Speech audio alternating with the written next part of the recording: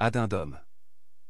Additionnellement à la présente étude, je souhaiterais repartir de la question de l'immigration et de l'islamisation afin d'observer un autre aspect de la présente trajectoire terminale du capitalisme, pour dérouler un fil différent de celui de la digression du fascisme sous toutes leurs formes. Toutefois, un examen plus complet et systématique de cette problématique sera partie intégrante du futur ouvrage consacré à la barbarie. Cette question sera l'occasion d'exposer le caractère pleinement explicatif de ma démarche. L'immigration dans les pays européens en particulier s'accompagne désormais d'une ré-islamisation des populations, sur la base d'une lecture littérale des textes coraniques. L'islam est une idéologie clairement moyenâgeuse. En cela, ce courant social, bien que multiforme, constitue une régression vers plus de barbarie.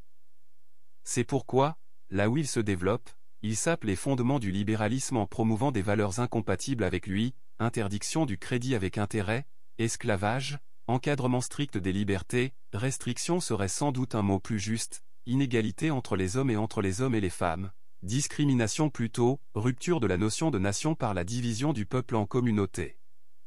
Face à ces phénomènes, les gouvernants capitalistes réagissent selon les situations. En refusant de voir ces faits tels qu'ils sont. En tentant d'assimiler les musulmans dans les institutions libérales et ou républicaines.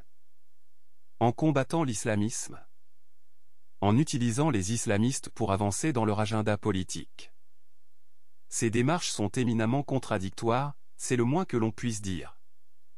Les valeurs du libéralisme et plus encore celles du néolibéralisme étant évidemment incompatibles avec la doctrine de l'islam, et compte tenu du vaste domaine d'extension de cette religion, la suite de l'histoire devra nécessairement aboutir à la victoire planétaire de l'une de ces deux idéologies. C'est au fond ce qu'extériorise Samuel Huntington dans son Au choc des civilisations, même si en partie inconsciemment sans doute, puisqu'il s'oppose à la démarche de Davos découlant du. Dans l'éventualité d'une victoire du libéralisme, la barbarie prendra des formes telles que la généralisation du transhumanisme ou la guerre apocalyptique. A contrario, dans l'hypothèse où l'islam parvenait à infuser suffisamment dans les sociétés, il chaperonnerait la transition vers la barbarie de manière semblable au rôle joué par le christianisme dans l'accompagnement de la chute de l'Empire romain. À savoir qu'après une expansion des forces productives, la résurgence religieuse a participé à occulter la raison et la philosophie, et cela au profit des tyrans, des décadents et des peuples plus barbares alentour, mais également, en fournissant comme une butée basse à la régression civilisationnelle grâce à son corpus de valeurs.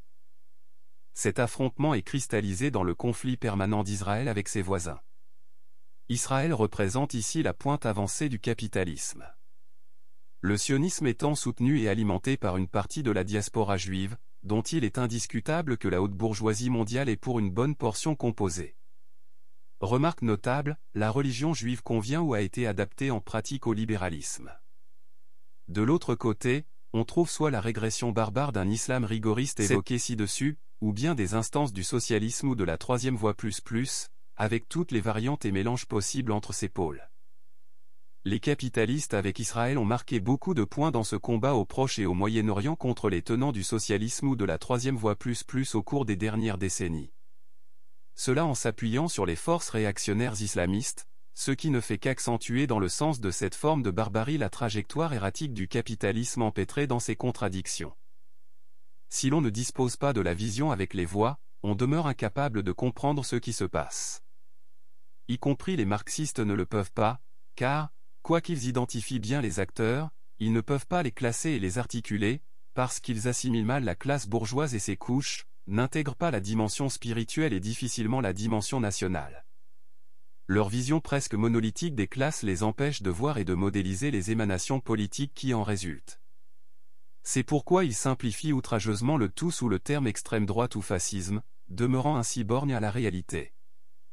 Non pas qu'ils en seraient incapables, mais parce qu'ils sont pollués dans leur réflexion par le but prédéfini socialo-communiste. Ceci constitue une forme de raisonnement téléologique, qui pose d'abord la solution et construit une argumentation compatible avec celle-ci. Or, une démarche saine fait émerger la solution dans le cours de la résolution de la problématique. Cela les empêche de voir les autres voies et les tentatives des autres sous-classes dans ces différentes directions. En adressant conjointement le libéralisme, la socialisation, le nationalisme et les dimensions spirituelles et sentimentales, seule la quatrième voie est apte à résoudre ces contradictions en pratique. D'ailleurs cela se vérifie déjà partiellement pour les expériences s'inscrivant dans la troisième voie ++. C'est aussi le cas sur le plan théorique, comme le montre ce court addendum, expliquant de manière cohérente l'articulation entre les faits et les différents acteurs.